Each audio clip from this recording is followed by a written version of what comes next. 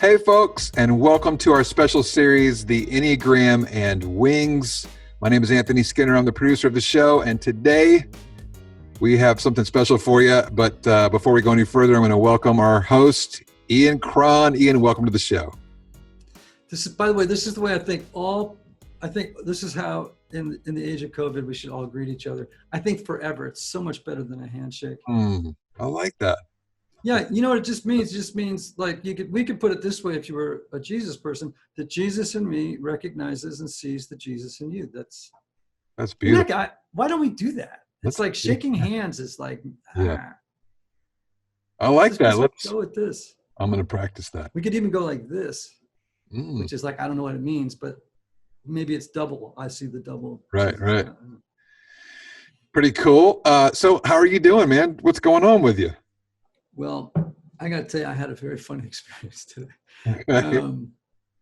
So, we're going to do a whole series on subtypes. So this will make sense when people know that I'm a self-preservation type. But I got up this morning and I was in the bathroom and I was turning around and I happened to notice in the mirror, in my nakedness, that I had this black mole on my butt. And I mean like black. And I was like, oh my gosh, like when did I get like skin cancer? I mean, no, it was really scary, right?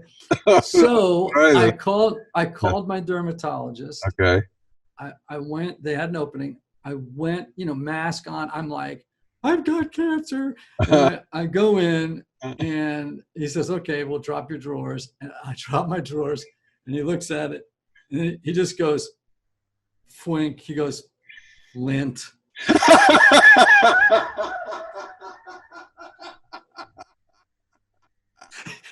It was lint. Oh my God. Now, the reason it's a great story is because I'm pretty convinced that my dermatologist is a 5 on the Enneagram, and that's the number we're talking about with wings today, 5 wings. That's awesome. Just total dead face. That is super funny. Lint. So, as you know, we get a lot of questions from our listeners about wings. We're talking about 5s today, and we get to touch on it from time to time, but we don't really get to focus on it that much, and that's why we created this special series. So let's talk about wings a little bit. Yeah, people tend to think that wings offer us only an added layer of clarity or a set of distinctions about our core type, which is true. But there is so much more to them than that. They're not what I want people to keep remembering is the Enneagram is not a static but dynamic system. And that is true of your wings as well. We're going to explore that during this time. Love this. So let's start with some basics and tell us what wings are, and then we'll move on to some stuff that people may not know about them. Okay, so wing or wings refers to the types on either side of your say your core type, right? So if your core type is a 6, for instance, you can have either a 5 or a 7 wing, right? Because those are the 2 numbers adjacent to your own, to your core type. Typically, one of those 2 wings exerts more influence on your core type than the other one does, okay? And we call this your dominant wing. Now, that is not, let's say you're a 6 with a 5 wing. That is not to mean that your 7 wing is like dried leaves over here. It doesn't have any game. No. It's in the game. There's some fluidity here that I want people to become aware of and not get thinking too boxy, like 6 with 5. You know what I mean? Like it's a little bit more wonderfully blurry than that. So your wings can only be the 2 numbers that are adjacent to your main type, right? Oh, thank you for highlighting that again. Yes, your wings can only be the 2 numbers on either side of your core type. And, invariably at workshops, some sweet person will come up to me at around 10 in the morning and will say, I think I'm a 3 with a 1 and a 7 wing. And I'll be like, well, if you are, you may have multiple personality disorder. Why don't you stick around to the end of the day and you might learn that wings are, and this will be after I've already taught wings. Someone will do that, so yeah, it can only be the two numbers on either side. Okay. So what does a wing do? Yeah. So think of it like salt and pepper. Okay. It's like your wing seasons, it flavors, it colors, it brings its juice to your type, right? It sprinkles you with a lot of its characteristic traits and features, right? Yeah. So, like I'm a 4 with a 3 wing. In this moment right now, I'm pulling a lot out of my 3 wing in order to be as energetic. I'm trying to be at least a little charismatic, engaging. I'm an ambitious person, competitive person, more than a 4 with a 5 would be. You see? And this is one of the cool things about the Enneagram that I love is that, it just reminds us all the time. It's not static, it's fluid. Yeah. So you're sort of nudging toward reasons you can see it's important to know your wings. So talk about that a little bit. Why is it so important to know your wing? Well, wings reveal a whole different side of your personality, right? And, they can explain contradictory elements within your personality, right? It can explain why people who share the same type can look very, very different from each other. So let me give you an example of this, right? Mm-hmm. Like an 8 with a 9 wing. Mm-hmm. You have an 8 who is okay going up against power with anger, and a 9 who hates conflict. Right. In the same person. Right. Okay. So, that creates this sense of, I have all these contradictions inside. And the answer is, yes, you do. And I love that the Enneagram supports this idea that human beings are fundamentally full of contradictions. We have to learn how to accept and love them. I love that. And you talk about, you've said this many times on the show, an 8 who said, my 8 did something that my 9's going to have to apologize for. My 8 did something today that my 9's going to have to apologize for tomorrow, right? Yes. And that's a great example of where it could make you feel like, what's like wrong with me? But when you understand this, how we're constructed, how we're actually designed, right. I think it can bring a lot of peace to people. Yeah, it sure can. The other thing I'm going to say to you is it can explain why people who share the same type can look very, very different from each other.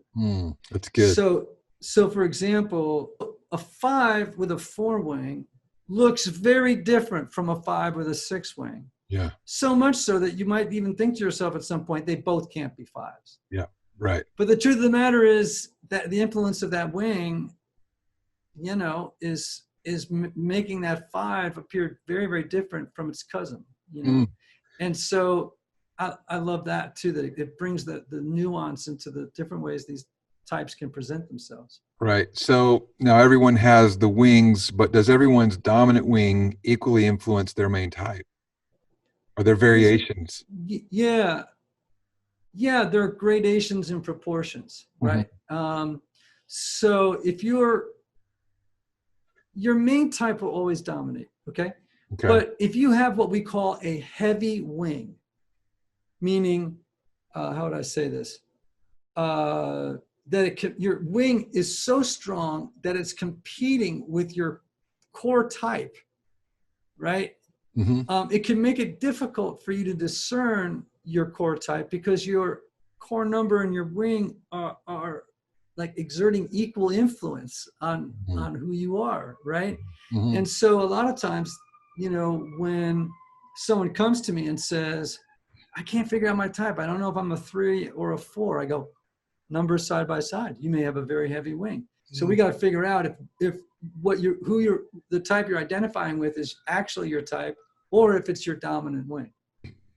You know what? So one day let's do a series or just one episode on the typing process, like how to do a typing interview, because this topic of the possibility of a heavy wing in your core type might come up in the middle of a typing process or typing interview. Yeah, that's a great idea. Let's do that. So let's take a look at 5s and how they look different depending upon their dominant wing. All right. let's love on these investigators or the observers, as we call them. So if you identify as the observer or 5, you could have a 4 wing or a 5 with a 6 wing. And by the way, before I go any further, so people know if you're a beginner to the Enneagram, when we write down our type, and we would say, and so let's say you're a 5 with a 4 wing, you would write 5 W 4. Right. Okay. You don't write 5 with a 4 wing all the way out. You just go 5 with 4, 5 W 4. Yeah. Okay. Just thought I'd throw that out as an added bonus here. Yeah. Okay. All right. So 5 with 4 are wedged between that passionate, intense 4 on the one side and the loyal but anxious 6 on the other. So either or both the qualities of those types can be available to the 5, right? So let's talk about 5s with a 4 wing. Yeah. Okay. So these 5s are more creative, sensitive, empathetic, sometimes more self-absorbed than 5s with 6s. Okay. They're independent, often, and we said this about 4s and 5s, eccentric. You know, the word eccentric is a fascinating word because what it really means is out of center, off center. Really? Wow. Yeah. I didn't know so that. instead of, so if you're looking at a circle, something in the middle would be centric. But if it's just eccentric means out of the middle, like outside. They're outliers. They're bohemians. They're more drawn to the unusual, the all of the kinds of I guess odder things in life. You know what I mean? Like when I walk into a home of a 5 with a 4, I know right away what I'm dealing with, So 5 with 4s are not sure what to do with their feelings, but would rather process them alone than in a group, right? They're more likely to experience melancholy. The connection to 4's energy and depths of emotion really helps these 5s be more tender with themselves and less emotionally guarded and distant around others than the 5 with 6. A healthy 5 with 4 is able to communicate their own feelings to the people that they love. That 4 really helps them be able to do it. But they're quirky, man. A lot of idiosyncrasies in this type. Okay, how about 5 with a 6?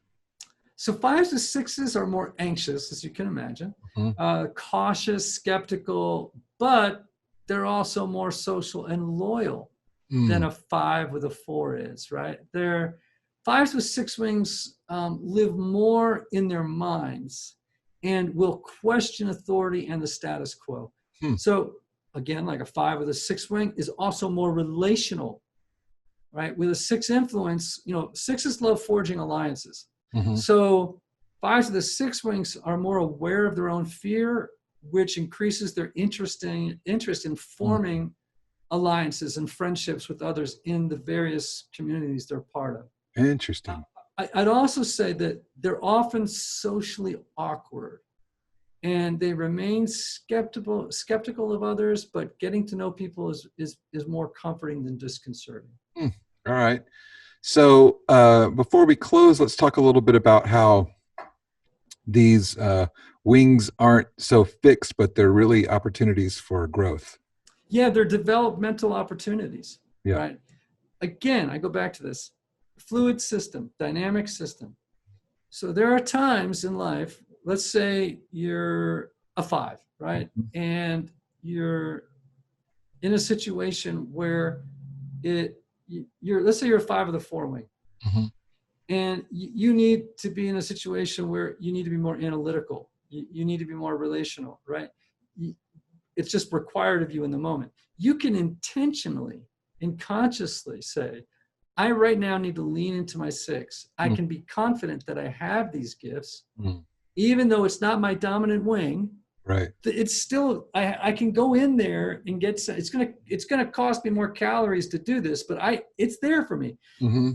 5 with 4 is more natural, but I got options over here. So all I'm saying is that all day long, we can be thinking about how do we draw on the resources of our wings, just knowing that one's dominant, but that doesn't make the other one dead. Right. Yeah. Or to be dismissed. Yeah, love that. Okay, well, before I give the closing word, I'm not going to leave you hanging. There are a few of you out there who have thought, but Anthony and Ian, you've been sharing a record that we should listen to every episode. And Oh, that's right. I am not going to leave you hanging this week. Boom! Commodores 10. Commodores. This record changed my life. There's a song on here Oh, with a choir, with a gospel choir called Jesus is Love. I heard this and I was like, I want to do that. So that's amazing. And yeah, of course, you're telling people this because you have a record player behind you right now. You've yes, been listening to a lot of vinyl. That's why we're doing this little thing with you sharing records every week. It's not because we want to suck up time or because a record company is paying us money. that's This is not product placement, people. no. Heroes, take a listen. Hey, we love that you have joined us for this special series, and stick around for the next one, which will be Enneagram and Wings featuring the 6. See ya.